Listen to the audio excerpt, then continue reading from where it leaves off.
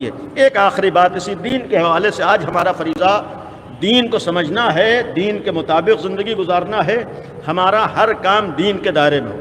میں نے اس سے قبل کی مجلس میں ایک بات کہی تھی، آج بھی یہاں کسی نے سوال کیا، کیونکہ تاریخیں وہی ہیں، یہ 11 گزری، کل 12 ہے، پرسوں 13 ہے۔ بہت سے لوگوں کے ذہنوں میں سوال یہ ہوتا ہے کہ عرفہ کس دن ہے۔ اولاً میں نے اس دن بھی عرض کیا تھا کہ ہمارے مذہب میں، شریعت میں شعبان کے عرصے کا کوئی حکم نہیں ہے۔ میں اپنی ذمہ داری، جہاں تک مجھے علم ہے، جہاں تک مطالعہ کیا، جہاں تک دوسرے علماء سے سوال کیا، اب تک کہیں بھی مذہب اہل بیت میں شعبان کے عرفے کا حکم نہیں ہے۔ یہ صرف ہمارا اور آپ کا بنایا ہوا قانون ہے، بلکہ ہمارا اور آپ کا نہیں ہے، ہمارے گھر کی عورتوں کا بنایا ہوا قانون ہے۔ ہم کو بیٹھ کے اس بات کا یہ فیصلہ کرنا ہے کہ ہم عورتوں کی شریعت پہ عمل کریں گے، اللہ کے بتائے ہوئے قانون پہ عمل کریں گے۔ آج بہت سے لوگ یہی کہتے ہوئے نظر آتے ہیں، کیا کہیں کہ عورتیں نہیں مانتی۔ بھائی وہاں پر ہمارا امتحان ہوتا ہے کہ ہمیں عورتوں کے آگے سر جھکانا ہے یا اللہ کے آگے سر جھکانا ہے۔ یہ قابل غور چیز ہے کہ ہمیں شریعت اہل بیت سے لینا ہے یا عورتوں سے لینا ہے۔ یہ کسی عالمی کا جملہ ہے کہ اللہ نے آسمان سے 4 کتابیں نازل کی، ایک کتاب زمین سے ہم تک پہنچی ہے۔ 4 کتابیں آسمان سے نازل ہوئی، ایک کتاب ہمارے گھروں سے اتری، وہ ہماری عورتوں والی کتاب ہے۔ ہم ان 4 کتابوں کو تو نظر انداز کر دیتے ہیں، لیکن عورتوں والی کتاب ہم سے نظر انداز نہیں ہوتی۔ آج ہمارا فریضہ ہے کہ ہم، بہرحال میں طنز نہیں کر رہا ہوں، آج ہمارا فریضہ ہے کہ ہم بنام دین جو کام کریں، ہمیں معلوم ہو کہ دین نے حکم دیا ہے، ہمیں پتا ہو کہ ہماری شریعت نے حکم دیا ہے۔ اولاً اس لیے عرض کر رہا ہوں، کبھی کبھی دیکھنے میں معمولی چیز ہوتی ہے، لیکن اس کی وجہ سے جو بہت سی باتیں آہستہ آہستہ رائج ہوتی ہیں، وہ باتیں ہمارے مذہب کے مذاق اڑنے کا سبب بن جاتی ہیں۔ یقین رکھیے کہ دنیا میں اہل بیت سے بڑھ کر کسی کا مذہب اچھا ہو ہی نہیں سکتا ہے۔ آل محمد سے اچھا کوئی دین نہیں ہے، شریعت اہل بیت سے اچھی کوئی شریعت نہیں ہے۔ اسلام میں کوئی ایسا حکم ہی نہیں ہے کہ جس پہ عقل قبول نہ کر رہی ہو۔ جب اسلام میں کوئی ایسا حکم نہیں ہے تو آج یہ جو باتیں اسی عرفے کی وجہ سے آتی ہیں کہ عرفے کا مطلب کیا ہے، بعض عورتوں سے پوچھا، یہی کہا کہ بھائی وہاں پر روحوں کو ملانا ہوتا ہے۔ بھائی کب اللہ نے روح ہمارے اختیار میں دی ہے کہ جب ہم چاہیں گے تبھی ملے گی، نہیں چاہیں گے نہیں ملے گی؟ بھائی روح اللہ کے اختیار میں ہے، جب اللہ چاہتا ہے، جب تک چاہتا ہے ہمارے جسم میں روح رہتی ہے، جب اللہ چاہتا ہے تو اپنے پاس واپس بلا لیتا ہے۔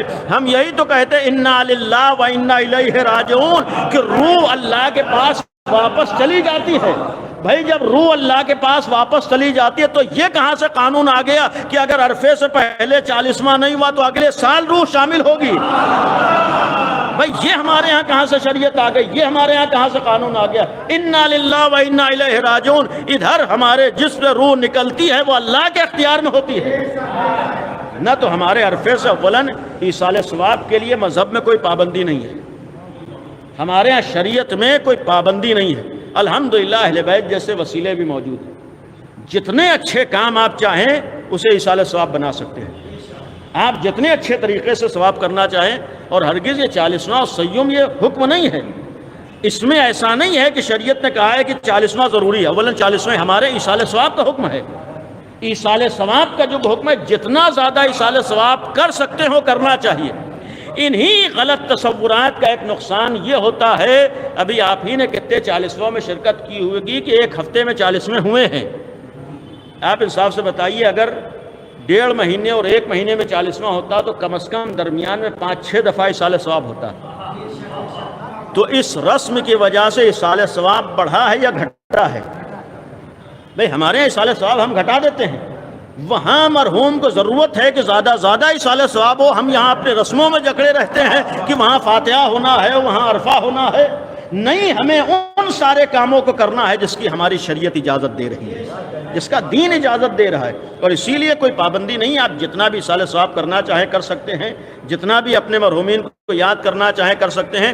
آخری بات اس حوالے سے میں ختم کر رہا ہوں کہ یہ بھی ایک اس دن میں عرض کیا تھا کہ یہ جو شب 15 شعبان میں بہت زیادہ تاکید ہوتی ہے، یہ ہم لوگ اپنے مرحومین کے لیے جتنا ایصال ثواب کریں بہت اچھا ہے، لیکن یہ سوچ کے نہ کریں کہ شب 15 شعبان نے اللہ نے حکم دیا ہے کہ ضرور قبرستان جاؤ۔ بلکہ ہمارے دین میں جو حکم ہے قبرستان جائیں، فاتحہ پڑھیں، ایصال ثواب کریں، لیکن امام زمانہ کو بھول نہ جائیں۔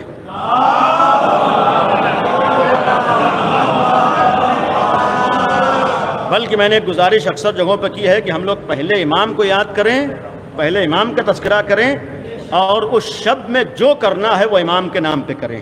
میں اپنی ذمہ داری پہ اس کر رہا ہوں، جو کرنا ہے آپ امام کے نام پہ کیجئے، نیت یہ کر لیجئے خدایا امام کے نام پر خرچہ کیا ہے، جو کیا، جو ثواب ملے ہمارے مرحومین تک پہنچ جائے۔